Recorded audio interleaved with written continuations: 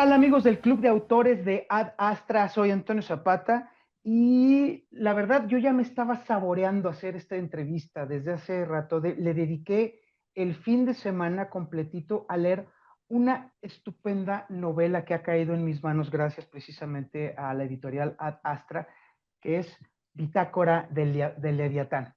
Y tengo el honor, el enorme gustazo de tener a su autor, Daniel Arturo Guerrero Álvarez, para platicar precisamente sobre algunos temas de esta muy, muy, muy elaborada novela. ¿Qué tal, mi estimado Daniel Arturo? Buenas tardes. Buenas tardes, Antonio, ¿cómo estás? Bien, bien, pues con muchas ganas de meterme a darle un clavado eh, profundo a Bitácora de Leviatán. Y me gustaría entrar en materia de inmediato. Eh, Pues vamos. hay una ambigüedad inicial dentro de tu novela, que es una novela fantástica, con respecto a la ubicación de la tripulación, que la verdad es que esto a lo largo de la novela podemos estarlo viendo como una especie de nave, pero también al mismo tiempo como una instalación, o más que nada como una prisión. Y considerando que los registros finales confirman el aterrizaje del crucero intergaláctico Leviatán en Kepler 3, ¿cuál es el propósito original de la frase en el protocolo activado por el capitán Berlock? ¿Y cómo lo relacionas con su objetivo de seguridad de la información? Sobre todo en el tema de la inclusión del sabotaje a la misión y la condición hostil precisamente del planeta Kepler 3. Pues mira, eh, como en la novela fantástica, conocerás el género, pues mucho tiene que ver con la incertidumbre, ¿no? Y la incertidumbre también tiene que estar con los personajes. Entonces aquí mucho de la trama va orientada a cómo los personajes se van reconociendo o volviéndose a conocer. Entonces de ahí parte esa ambigüedad, porque ellos se dejan ciertas pistas de memoria, pero esas pistas de memoria funcionaban cuando ellos se conocían. Y ahora que han perdido la memoria, muchas de esas pistas pues no empiezan a funcionar. Uh Entonces, -huh. eso que parecía muy obvio en su momento, ahora que han perdido la memoria, se vuelve completamente ambiguo. Entonces, esos objetivos que tenían fijos se pierden. Entonces, tienen que ir más o menos ahí, según las vicisitudes y lo que va pasando en la historia, ir descubriendo quiénes son. Uh -huh. Quise yo empezar de manera lo más técnica posible esta entrevista, Uh -huh. precisamente para darle a nuestra audiencia una idea de a lo que se va a enfrentar cuando tenga en sus manos este libro. Es una novela fantástica que se ubica en vamos a llamarlo así, una especie de futuro distópico, que evidentemente cuando lo estuve leyendo a través de sus más de 300 páginas, obviamente la primera pregunta que se me ocurre ahora hacerte, ya dejando un poco a un ladito lo técnico y ahora yéndonos al tema de la inspiración. ¿De dónde sacaste la inspiración para hacer esta profunda novela? Pues mira, la idea raíz me surgió hace mucho tiempo. ¿Qué pasa si una persona despierta sin recuerdos? Es un recurso inclusive utilizado en el cine y en otros ámbitos, ¿no? Y la dejé reposar hasta que le encontrara una forma de cómo trabajar. Y después de ver esta película de Interestelar, como que empecé a hacer la conexión. Mm, Ya, mira, por aquí le voy a encontrar una forma a este argumento tan simple de una persona despierta sin recuerdos.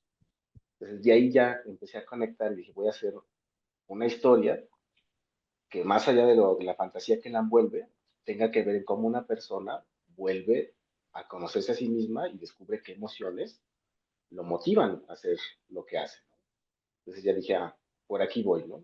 Vamos diseñando, como tú dices, un escenario distópico que nomás nos sirva de forma para ir viendo cómo una persona se puede mover entre dos vicisitudes, ¿no? Por así decirlo, entre lo que es el ujú. rencor, el odio y lo que es el amor, que esos dos son grandes motivadores. Y si te fijas en la historia, pues hay un personaje que tiene que ver con el rencor y otros que al final de cuentas tienen que ver con el amor. Sí. Y bueno, entonces ahora sí nos regresamos de nueva cuenta a la novela que tiene sobre todo giros sumamente dramáticos y muy emocionantes, como por ejemplo, espero no estar haciendo una especie de spoiler alert, pero a ver, comenzando con el tema del cadáver encontrado en la sección A. que es identificado como William Hutton, el capitán original de esta nave. Y allí otros dos personajes, Carlos y Jennifer, sospechan que el capitán en ese momento, Robert Perlock, es un impostor y específicamente el asesino del capitán original. ¿Cómo fue posible entonces que Robert Perlock lograra, en este caso, matar al capitán Hutton? Y de paso también borrar la memoria de la tripulación y obviamente reprogramar la computadora de a bordo que es Turing para la siguiente fase. ¿Cómo es que sucede esto? Eso digamos que es la subtrama que no se cuenta, ¿no? Ya ves que en las novelas, en las historias siempre hay una trama muy compleja y se elige un momento que contar. Acá también, cuidando un poquito los detalles, pues digamos que antes de que se hiciera la misión, antes de que se hiciera la selección, pues tuvo que haber un conflicto en el planeta de quiénes van a ir y quiénes no van a ir. Y ahí se meten las ideologías. Y este impostor, pues pertenece al grupo radical que dice, pues no hay que ir a otro planeta. Si ya tenemos otro planeta y lo echamos a perder, pues tenemos que afrontar las consecuencias y quedarnos. Y ellos se organizan a hacer una estrategia para sabotear cada una de las misiones. Y ese sabotaje es lo que permite que en un momento crucial, que es el tercer hipersueño, se aproveche de ese momento para tomar el lugar del capitán. Que ahí lo hace el grupo, este grupo digamos como si fuera un grupo terrorista, lo que hacen es Uh -huh. reprogramar la computadora principal, que es Asimov, que es la que programa a los Turing de cada nave. Entonces reprograman a ese para que entonces cambien los protocolos de seguridad y ellos puedan en cada una de las misiones suplantar a los capitanes o a algún otro miembro de la tripulación. Hay un personaje que es sumamente importante dentro de esta novela y es precisamente la inteligencia artificial de a bordo que se llama Turing. Quiero pensar que es un guiño muy abierto hacia Alan Sí, Turing, el padre de la completamente. computación, por supuesto. Y esta inteligencia artificial insiste todo el tiempo que su racionamiento, su comportamiento es puramente lógico y que está gobernado por condicionantes. Pero en este tema, David Goddard lo acusa abiertamente de planificar y manipular los eventos para su propio beneficio. De alguna manera, Turing es una entidad que está comprometida por otra inteligencia artificial, en este caso la que tú comentabas, Asimov, en esta estación espacial, o en este caso hay un guiño a que su programación le permitía, bajo las condiciones extremas, operar con una lógica autónoma. Digamos que sí tiene cierta autonomía, pero está limitado, digamos, no tiene libre albedrío, porque es una condición meramente humana, porque tiene un conflicto, porque una de las condiciones que debe manejar es cuidar la seguridad de los tripulantes. Uh Y -huh. aunque lo reprogramaron, en esta reprogramación deberían ser antagónicos los tripulantes menos el impostor. Pero esa reprogramación, digamos que no quedó bien. Entonces él tiene como que ese conflicto. Algunos los encierra, otros los suelta, no los puede atacar a todos hasta que se cumple la fase de seguridad, ¿no? Cuando llega al punto del clímax. Entonces sus decisiones, si bien son lógicas, entran en el momento en conflicto. No puede deliberadamente tomar ciertas decisiones porque tiene un gobierno programado y aunque puede decidir, al final de Ah, ok. cuentas, no logra tomar decisiones, no es libre. Y esta es, ahora quiero regresar al autor, a ti. ¿Cuántas películas has visto en tu vida como para poder crear este mundo en el cual la inteligencia artificial pone a prueba la inteligencia humana? Híjole, pues entre películas y libros, pues uno se va llenando de recursos, ¿no? Uh Una -huh. novela que tenía, yo te mencioné de Interestelar como película, pero una novela reciente que tenía leída cuando empecé a diseñar esta historia, era Tiempo Desarticulado, de R.K. Dick, que es una novela en donde, no sé si ubicas esta película de Truman Show, Claro que sí. está inspirada en esa novela, ¿no? Que vive Uh en un -huh. mundo ficticio, mientras por fuera todo el mundo lo está viendo. Ese también me dio como que un norte de algo parecido, ¿no? Podemos utilizar un argumento parecido para crear una historia, nada más que el que está viendo, digamos por fuera, es la inteligencia artificial. Que también de ahí tomé un poco de las ideas de esta película, que es también un cuento de R. K. Dick, que es Blade Runner, con Harrison Uh Ford. -huh. que ahí son autómatas, ¿no? Que tienen cierta inteligencia artificial. Y explorar un poquito, pues cómo al final de cuentas los seres humanos buscamos proyectar nuestra esencia en las cosas que hacemos. Y Sí. estas inteligencias artificiales, en la ficción, las terminamos humanizando, aunque en la vida real, ahora que interactuamos con muchas inteligencias artificiales, pues esa humanización es un tanto ficticia, ¿no? Porque nos hablan como queremos que nos hablen, pero ya en la ficción pues tratamos de ver como si tuviera un cierto conflicto moral esa inteligencia artificial. ¿Te inquieta la inteligencia artificial? Me inquieta más bien lo que harán las personas con inteligencia artificial, Mm. con lo que pueda pasar con esas interacciones, ¿no? Porque en nuestros imaginarios y subjetividades nos podemos ir en banda, como dicen, y creer que esas inteligencias artificiales son humanas, ¿no? Aunque no lo sean. Hay una parte de tu libro que me gustó mucho, que aunque esto está colocado en un entorno ficticio, en un futuro Uh distópico, -huh. hay referencias a grandes autores, particularmente autores latinoamericanos y particularmente uno de mis favoritos, a Pablo Neruda. Y Uh -huh. es una escena en la cual María Urbieta y Jennifer Blackwell recuerdan distintas estrofas de un mismo poema, precisamente de Neruda, como su pista de memoria.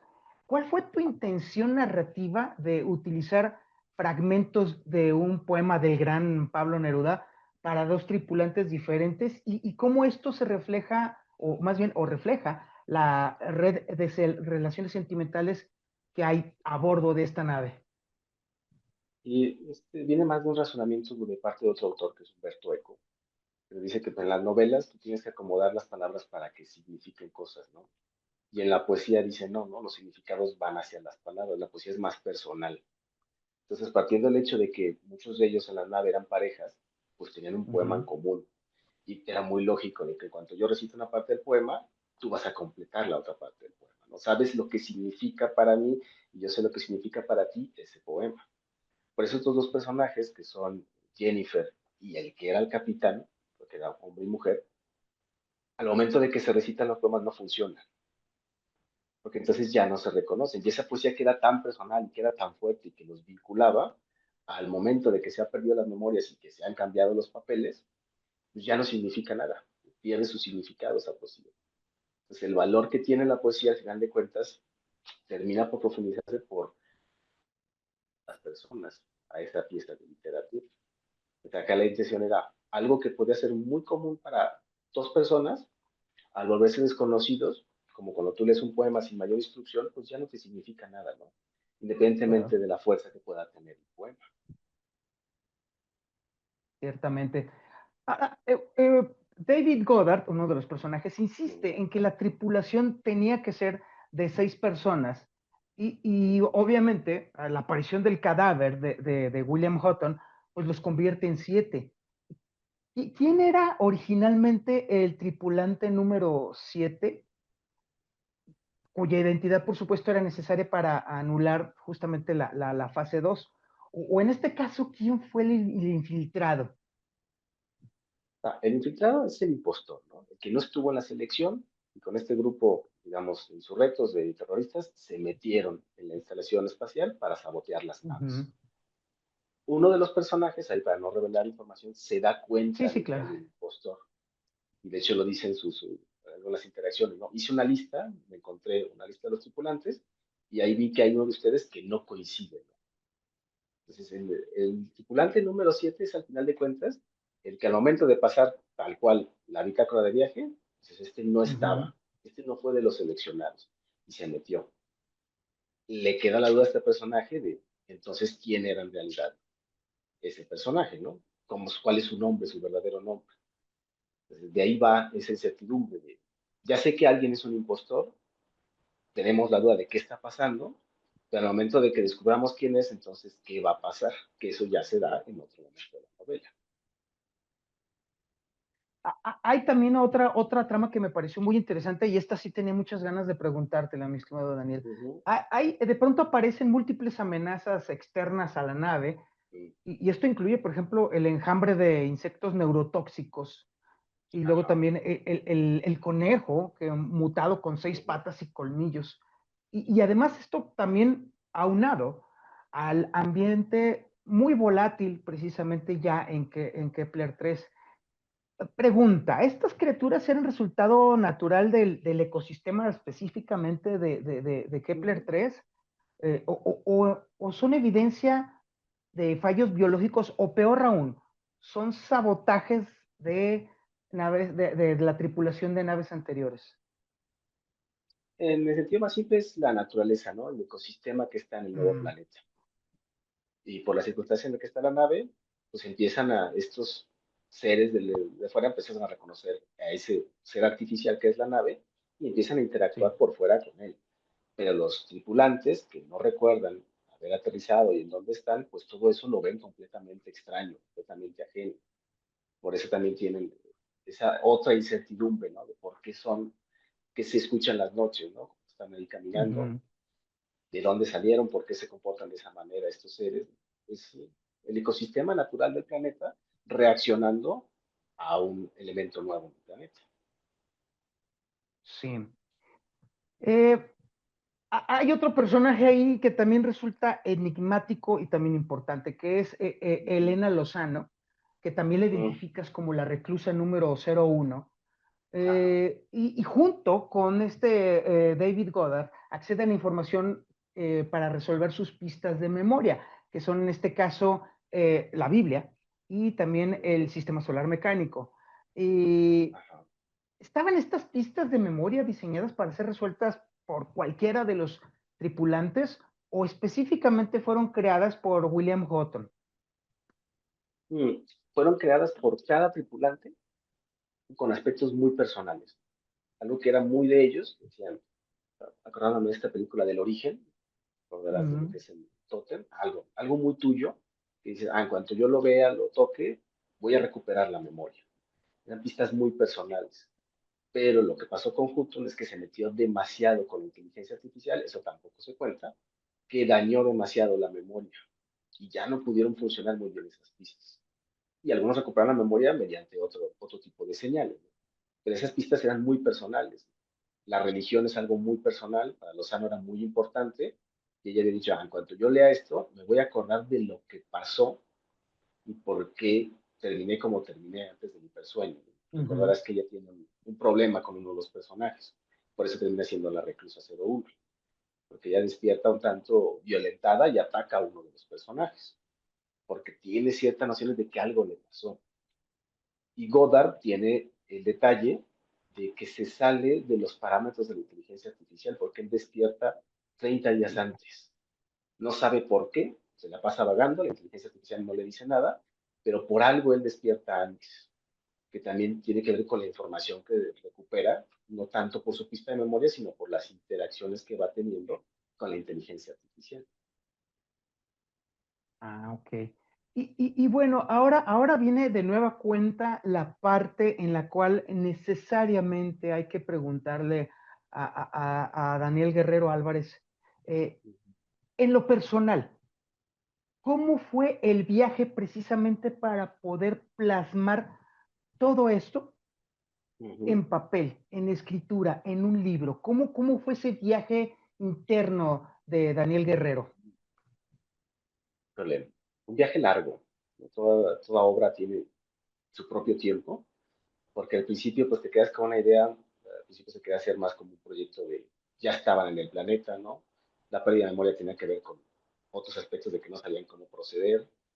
Generalmente yo cuando redacto trato de hacer primero como el argumento y luego el flujo general de la historia, pero a veces eso te complica un poco, porque lo dices, se te empiezan a generar muchos personajes, ¿no? Este sí me sirve, no me sirve. Y la que dice, bueno, vamos haciendo un poco más simple, que todo sea en la nave, que todo sea en la instalación, y más Uh bien nos -huh. metemos con las personas.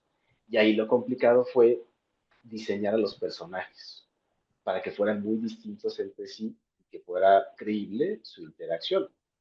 Ahí sí me apoyé un poco de inteligencia artificial como para decir, oye, estoy diseñando una historia con tales elementos, ¿qué puestos deberían existir? ¿No? ¿Qué debería haber en una tripulación como base? Si fuéramos a hacer una colonización con 6 personas en el planeta. Ya más o menos me dio una sugerencia. Ah, ok, también quise pensar ahí, bueno, si van a tener un problema de memoria, deben tener algún tipo de trastorno, porque es un trauma.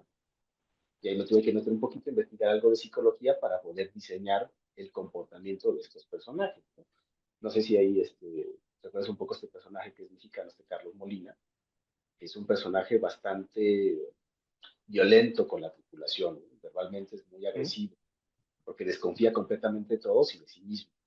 Inclusive hace una negociación con la inteligencia artificial para él mantenerse aislado de todo el grupo. Entonces son personas que están en un conflicto consigo mismos y esa parte sí me costó tiempo poderlo diseñar y que no se te desbordaran los personajes. Porque al momento de redactar, sobre todo cuando llegas a los diálogos, se te pueden escapar y luego parecerse mucho entre ellos los personajes.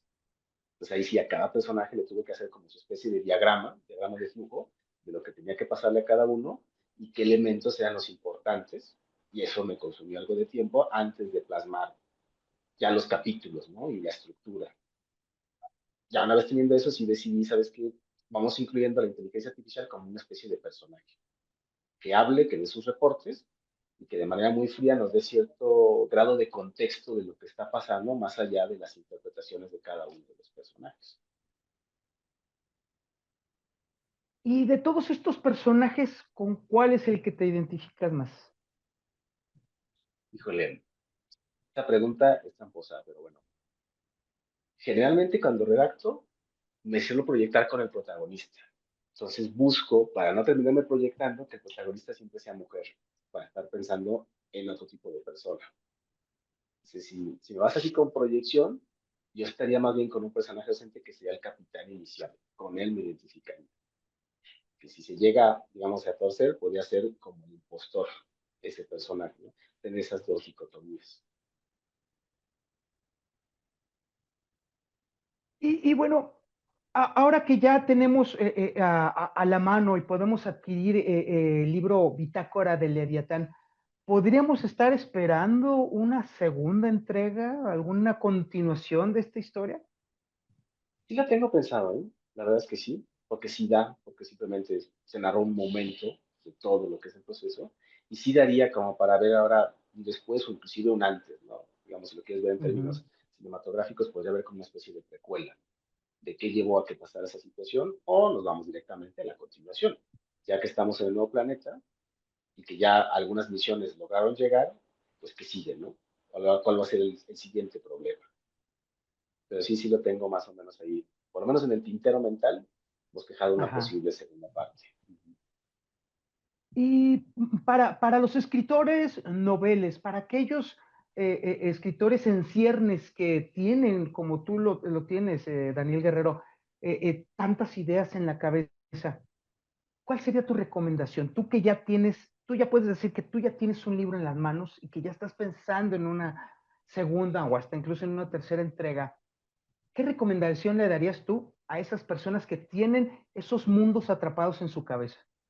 Mm, Hay que escribirlo, no necesariamente aunque se publiquen, pero sí hay que tener, aunque sea en libreta, lo más básico, esas ideas, anotarlas para que ellas solas empiecen a echar raíces y las puedas luego concretar.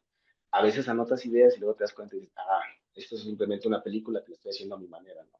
Y entonces ya puedes desechar esa película. O esto salió a inspiración de una novela que leí. Pero no importa, primero hay que anotarlas, y ya luego volver a leerlas 2, 3 semanas, inclusive meses, volver a consultarlas, a ver si han cambiado alguna idea por acá. Entonces ya podamos decidir si haces una o no. Y no necesariamente tienes que hacer una novela, puedes hacer un cuento y ya luego ese cuento puede crecer, o inclusive una poesía que esté ¿Mm? inspirada. Pero sí darle, digamos, una primera forma y dársela a leer a alguien más, ¿no? Alguien con confianza, no alguien que nos vaya a criticar en un sentido objetivo, sino que simplemente diga, gustó, no me gustó, y ya entonces ves si esas historias tienen el potencial como para dedicarles más tiempo, ¿no? Pero no verlas así como que, tengo muchas ideas, aterrízalas, anótalas, y ya luego esas propias ideas te van a dar pie si pueden crecer o no pueden crecer, o cuál es la forma que deben tener. Y bueno, de verdad, Daniel Arturo Guerrero Álvarez, autor de la novela Bitácora del Leviatán, de verdad te agradecemos mucho en Adastra que nos hayas seleccionado como tu casa editorial, porque la verdad esta aventura de editar este libro ha sido fascinante, no solamente por el contenido, sino también precisamente porque esta novela requería de un tratamiento particular. Era, no era el libro convencional, definitivamente era una historia que necesitaba ser cuidada y creo que se logró de una manera muy interesante y que ahora está ya disponible en el catálogo de Ad Astra. No sé qué opines tú. No, completamente de acuerdo. Yo quería hacer una autopublicación, pero dije, no, necesito que alguien lo lea, ¿no? Una editorial que lo revise, que lo lea y me diga más o menos, pues, tal cual una auditoría de la obra. Me diga qué tanto funciona, qué no funciona. Y creo que esa parte con ustedes es lo que agradezco, que se dio un seguimiento, se dio una lectura. A lo mejor no se le corrigió mucho a la novela, pero por lo menos te quedas con la seguridad de que funciona. Ya veremos con los lectores cómo va, pero dices, esa parte de acompañamiento, el autor Nobel no la tiene. No tienes que te ayude con esa parte. Y eso es lo principal que ustedes me ayudaron, en poder entregar la obra a alguien completamente ajeno, que te hagan una revisión y te digan, funciona, ¿no? Si es algo que se pueda publicar, tiene dos, tres detalles y vámonos trabajando, ¿no? Creo que esa es la parte más importante cuando tú quieres publicar, que alguien de manera profesional te asesore, ¿no? Te ayude a poder llegar. Y no solamente fue un honor, fue también un gusto, de verdad. Es una lectura muy disfrutable. A mí sí, la verdad, confieso, se me fue el fin de semana justamente leyendo esta novela. Y la verdad te agradezco mucho este momentito que nos estás regalando para entender la profundidad, no solamente de la misma novela, sino también la profundidad que tiene Daniel Arturo Guerrero Álvarez para haber escrito esta novela. Muchas gracias, Antonio. Qué bueno que en un fin de semana te la pudiste echar toda la novela. Sí, sí, así somos los lectores consuetudinarios, no nos despegamos de una lectura. Cuando esta lectura es buena, es imposible despegarse de un buen libro, y te lo agradezco mucho. Muchas gracias a ti. Eso para Sí, uno como escritor, eso es lo que vale, que te digan, no me pude despegar de la obra. así es, así me pasó. Por eso, de cabo a rabo, todo el fin de semana le dediqué. Daniel Arturo, muchísimas gracias y estamos aquí en Adastra muy agradecidos contigo. No, muchas gracias por ti, Antonio. Y así, amigos de Club de Autores de Adastra, así es como concluimos esta revisión, pero lo bueno es que tenemos la promesa de Daniel Guerrero de que habrá una segunda parte de Pitácora de Leviatán. Daniel, muchas gracias. No hay de qué.